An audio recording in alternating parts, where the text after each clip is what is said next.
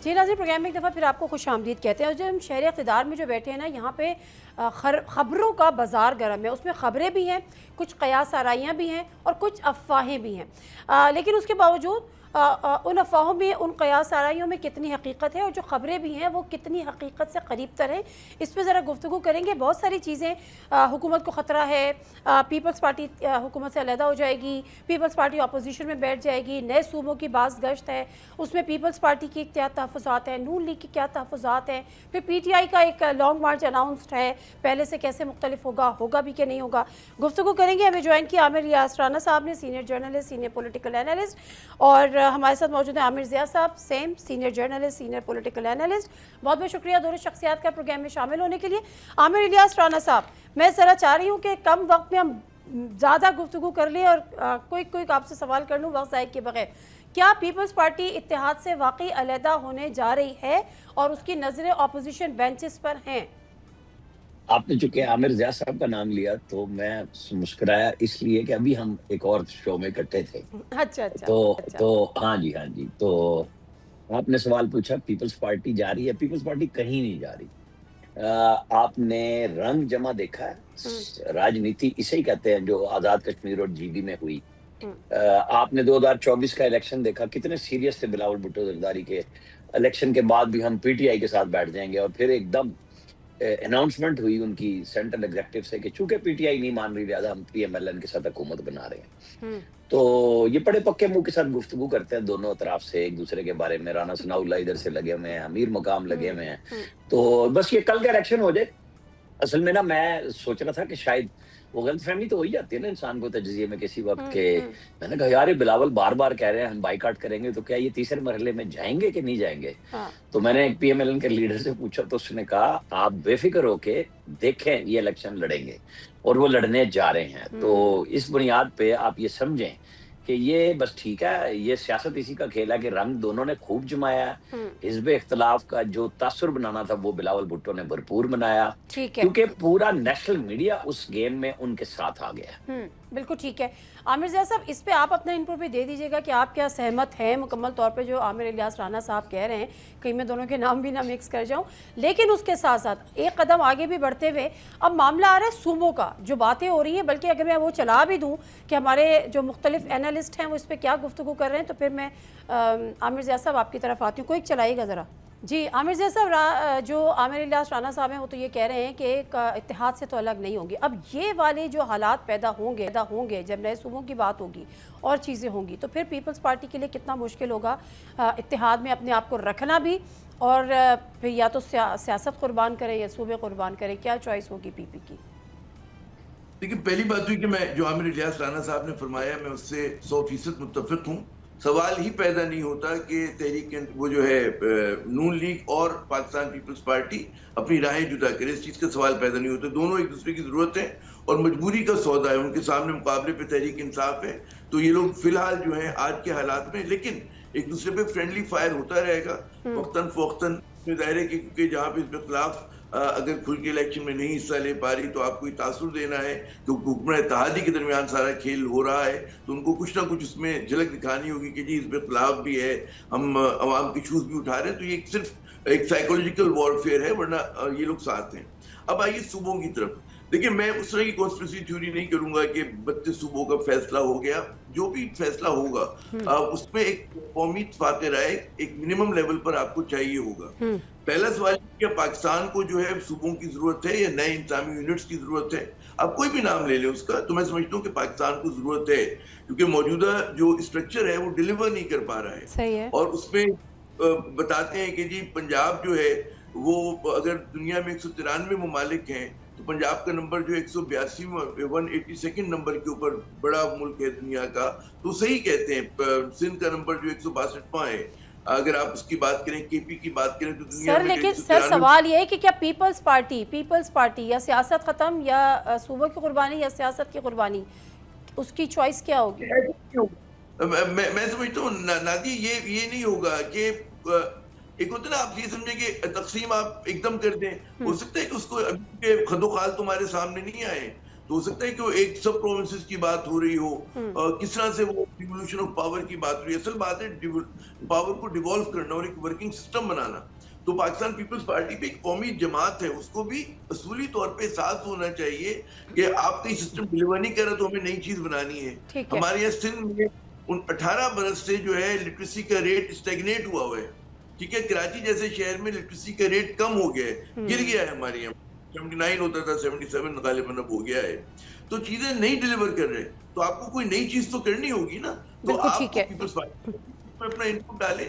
और मैं यहाँ पे नहीं शुरू करता कि जी जो लोग नेशनलिस्ट बात करते कि जी ये होगा वरना हम तबाही फैला देंगे, फला कर देंगे, जज्बाती रद्दमल सामने आएगा।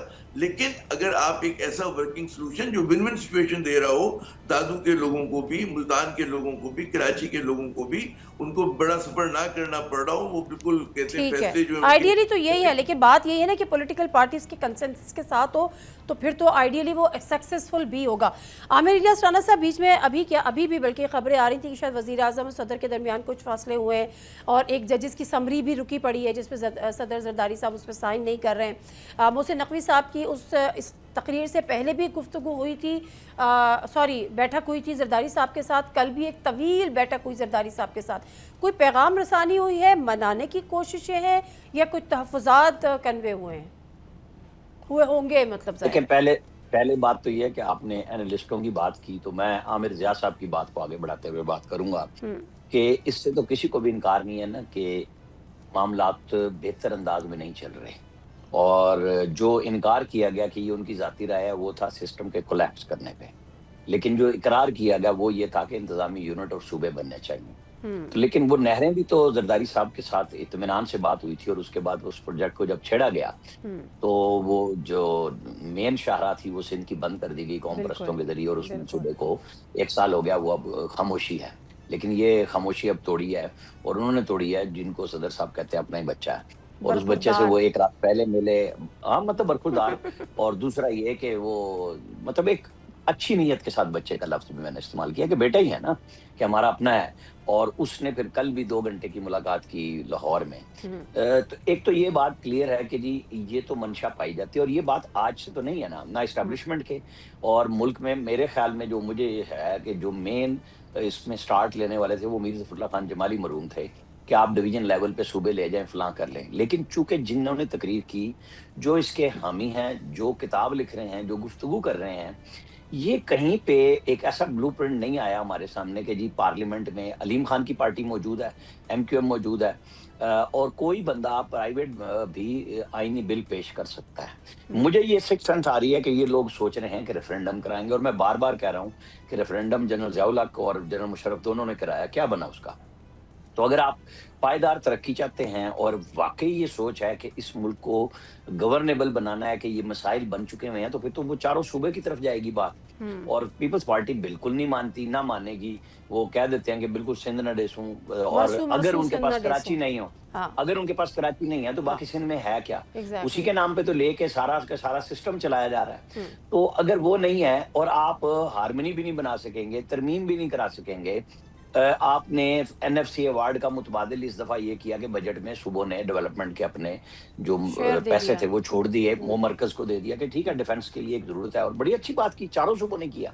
लेकिन अगर आप इसको करेंगे कि जी जबरदस्ती हमें ये करना है, मतलब जो कह रहे हैं ना जी मुतलका हल्के बिल्कुल चाह रहे हैं, और वो कह रहे हैं कि इन्होंने ही करना है, और शहबाज शरीफ 2029 तक वजीर आजम है, कोई तब्दीली भी नहीं आनी।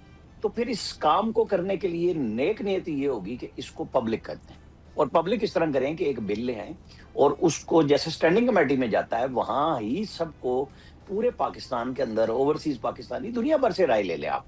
एक आ रही है इनफॉर्मल गुफ्तगू, एक है फॉर्मल गुफ्तगू कराएं, डिबेट कराएं, और फिर पार्लियामेंट के अंदर एक तवील बहस हो, वो 6 महीने लगे, साल लगे, 1.5 साल लगे, लेकिन आप बिल्कुल उसकी अपोजिशन भी होगी और होनी भी चाहिए, उसकी हमायत है वो भी होनी चाहिए। तो फिर एक इज्तिमाई तौर पर एक फैसला लें, और 2/3 अक्सरियत क्यों रखी गई है आइन में तरमीम के लिए, कि उसके अगर खिलाफ है तो वो भी हो, हमायत में हो। आइन के अंदर कौमी असम्बली में या सेनेट में आपने आम बिल पास कराना है तो हाजिर मेंबर्स में से कोई भी, जितने भी लोग हों, कोरम है या नहीं है, लेकिन अगर वो पॉइंट आउट नहीं हुआ और वो पास हो गया तो वो पास हो गया।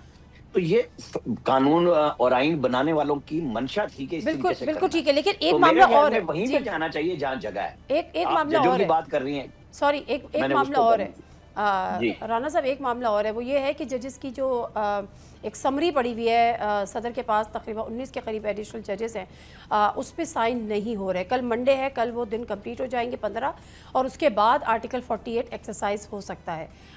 शायद यही वजह एक है। जरदारी साहब कभी कराची होते हैं, कभी लाहौर होते हैं। क्या मोहसिन नकवी साहब जो आप कह रहे हैं 2 घंटे तवील मुलाकात हुई है, इसमें क्या मुमकिन तौर पर उनको रजामंद करने की कोशिश की गई होगी, मान नहीं रहे होंगे, फिर चॉइस क्या रह जाती है अगर वो सूबों पे भी ना मानते हैं तो?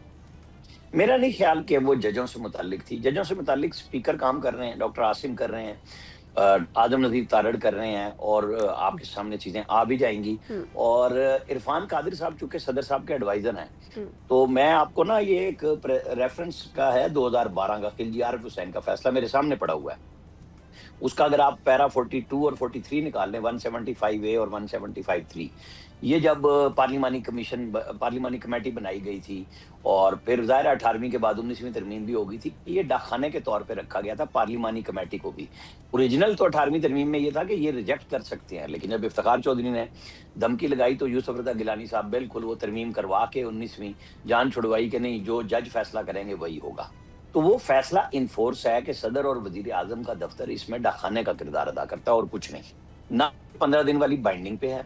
ये वो नहीं है कि जैसे आपने 15 दिन में गवर्नर का फैसला करना है, नहीं करते आप वापस भेज देते हैं, तो आपको फिर दोबारा एडवाइस आ जाती है। क्या आप मुझे एक सेकंड में आपको वापस आ रहा हूं। Please please. चेयरमैन FPSC की अपॉइंटमेंट थी, मियां मुश्ताक की, प्राइम मिनिस्टर शहबाज शरीफ ने कहा जी इनको कर दें, उन्होंने